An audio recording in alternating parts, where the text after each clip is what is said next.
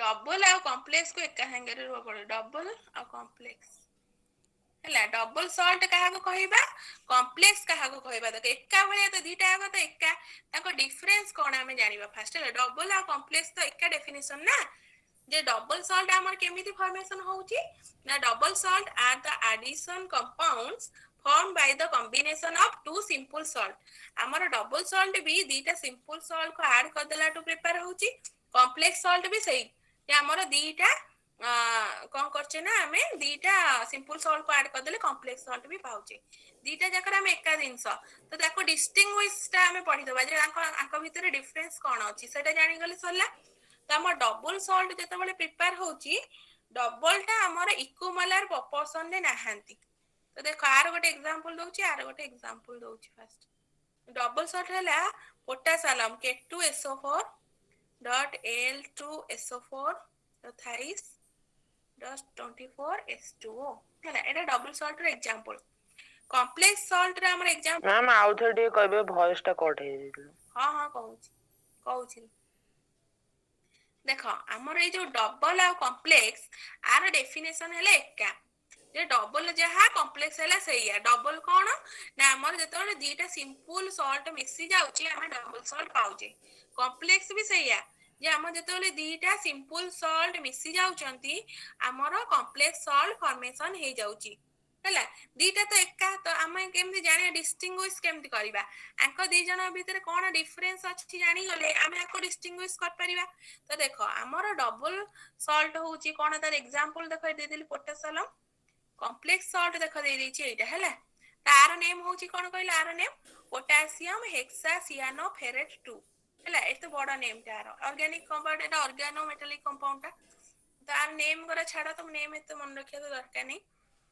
course रे तमर नाही तो देखो हमर ए दी जन भीतर डिफरेंस कोन जानिबा जे डबल आ कॉम्प्लेक्स भीतर डिफरेंस कोन ते डबल सॉल्ट केमिति प्रिपेयर हुए ता हम जो K2SO4 नउचे पोटासियम रो हमर एटॉमिक मास अछि पोटासियम रो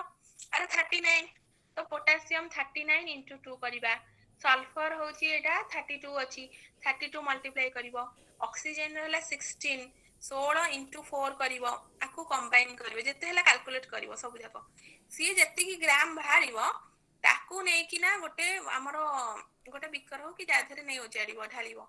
तो Al2 सेम आरो बाहर करिवो 23 into 2 सल्फर अछि 32 ये 4 into 16 मल्टीप्लाई करबो जते हबो 3 सी जते ग्राम हबो सती ग्राम रो सॉलिड नबो हला ओ जार सॉलिड गोटे अलगा बाहर कलो जते की ग्राम रो होची मॉलिक्यूलर मास आर सेन मॉलिक्यूलर मास बाहर करिवो आकु नै वाटर गोटे बिकर रे ढालिवो तो ढाली की जो सॉल्यूशन डा हमर मिलिवो सेही थिरु आकु जदी हमें हीट करिवा बर्नर रे हमें हीट करिवा तले हमें एठु कोन पाइबा ना डबल सॉल्ट पाइबा ए जो पोटासियम टा एम्ति तयारी हबो बट एठी जो डबल सॉल्ट एम्ति बट कॉम्प्लेक्स सॉल्ट रे हमर कोन हबो ना इक्विमोलर प्रोपोर्शन रे एटा निया हबो हला माने इक्विमोलर प्रोपोर्शन में आ जेरे किछि प्रोपोर्शन नै आरो होची मॉलिक्यूलर मास जेति की आमे सती क्वांटिटी रो नै की ताको हीट कर देला टू वाटर गरा रिमूव हे कि ना हमर डबल सॉल्ट फॉर्मेशन हे जाउची डबल सॉल्ट जो पोटासियम से गोटे क्रिस्टल टा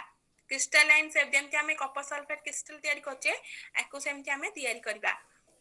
तो एटा तयारी हे जीवो बट हमें कोन कले किछि भी इक्विमोलर प्रोपोर्शन ने नेले कि इक्विमोलर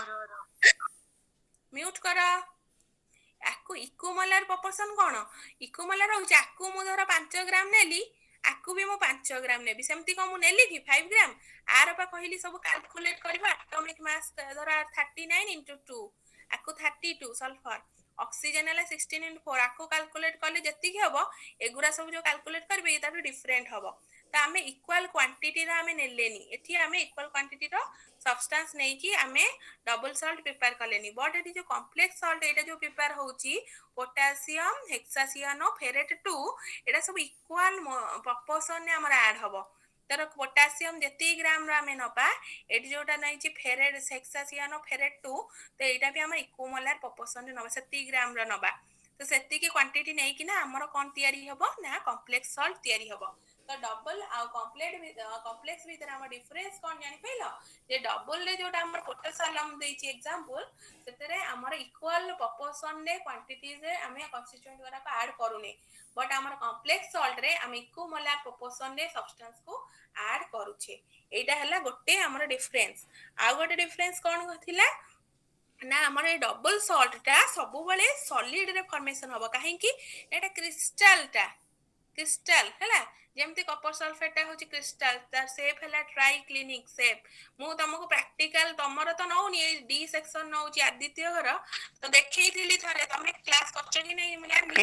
यस मैम करिछु देखिछ कि नहीं मु जो सैटरडे गरे घरे बसी जोटा नौची सेटा देखौथली तम डायग्राम जे सब केते प्रकार रो हमरो थिला स्ट्रक्चर गरा आ सब तो क्रिस्टलाइन शेप तादेरु ते पांचटा खंडे शेप रो क्रिस्टलाइन स्ट्रक्चर अछि गोटे होची तमे जो कॉपर सल्फेट बच हेडाला ट्राइक्लिनिक शेप तारो मु तमो चार पांचटा खंडे शेप रो देखैथिली तो छाड़ सेटा तो देखि हबनी तुम खाली जानो जे एटा गोटे क्रिस्टल गरा केमिति फॉर्मेशन होची कॉपर सल्फेट हमर केमि रहउची सॉलिड स्टेट रे त हमर डबल सॉल्ट सबले सॉलिड फॉर्म रे रहिबो बट ए जो कॉम्प्लेक्स सॉल्ट एटा हमर सॉलिड रे भी रही परिबो आज वेला ये वाटर रे भी सॉल्यूशन भी एक्वा सॉल्यूशन भी आरो हेई परिबो पॉसिबल तो दीटा हमर डिफरेंस पाइलो जे एटा को मोला इक्विमोलार प्रोपोर्शन ने ऐड करा जाउ नाही कॉम्प्लेक्स को इक्विमोलार प्रोपोर्शन ने ऐड करा जाउची आ गोटे पाइलो डबल टा सबले सॉलिड स्टेट रे रहउची काने क्रिस्टल टा आ कॉम्प्लेक्स टा केमिति रहउची ना सॉलिड रे भी रही परिबो आज वेल एज एक्वा सॉल्यूशन में भी रही परिबो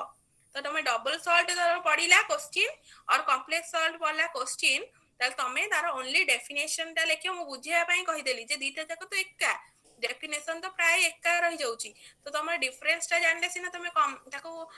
डिस्टिंग्विश करले सिना तो मन रहिबो सेति में एउरा सब बुझे देली जे डबल सॉल्ट कोन कॉम्प्लेक्स सॉल्ट कोन डिफरेंस कोन तो एका डेफिनेशन पूरा एका अछि तमे डबल सॉल्ट लिखि दबो डेफिनेशन और कॉम्प्लेक्स सॉल्ट रे डेफिनेशन लिखिबो एग्जांपल दे दबो आरो गोटे की दीटा एग्जांपल दबो आरो गोटे की दीटा एग्जांपल दे दबो सरला 2 मार्क रो क्वेश्चन एथरो आसीबो जो 6 टा पढा होची 2 मार्क रो क्वेश्चन आसीबो then तम last mixed salt produce more than one cation or more than one anion when dissolved in water mixed salt आमे कहा को कहूचे ना जोटा को आमे वाटर रे आमे सॉल्युबल कले कोन पाइबा ना मे बी गोटे cation पाइबा दीटा anion और दीटा anion पाइबा गोटे cation पाइबा हेला एम्ति मोर देन वन रो गोटे टाइप रो पाइबा आ गोटे अदर टाइप रो गोटे आयन पाइबा तो देखो आमे कोन आमे खाली सिंपल NaCl को डिसॉल्व कर दोचे तो गोटे पाई जाउचे Na+ और Cl- गोटे cation गोटे anion पाई जाउचे बट मिक्स सॉल्ट रे कोन हबो ना गोटे जदी आमे cation पाइले दीटा anion पाइबा और जदी आमे दीटा anion पाइबा गोटे cation पाइबा तो देखो आमे धरनेले सोडियम पोटेशियम सल्फेट तो ये ब्रेक करी कौन दबो Na+ K+ SO4 2- तो देखो गोटे प्लस हमें cation पाइले अनदर cation पाइले बट गोटे आनायन पाइले हैला देखो प्लस दीटा प्लस गोटे देथन नेगेटिव हैला दीटा प्लस हमें गोटे आनायन पाउचे दीटा cation और गोटे आनायन पाउचे सेमिति देखो आ गोटे एग्जांपल दोउची देखो कैल्शियम ऑक्सो डाइक्लोराइड हैला एटा कोन दबो कैल्शियम 2+ दबो O2- दबो ये दबो 2Cl- दबो तो दीटा आनायन पाउचे गोटे cation पाउचे तो मिक्स सॉल्ट हमें कहा को कहिले ना मिक्स सॉल्ट होउची जोटा कि हमरो जदी सॉल्यूशन रे डिसॉल्व कर वाटर डिसॉल्व करले से हमको मोर देन वन cation और मोर देन वन आनायन मिलिबो गोटे cation गोटे आनायन मिले हम NaCl करी देखिजे बट आधेरे आइदर गोटे cation अधिक मिलिबो और आइदर गोटे आनायन अधिक मिलिबो हैला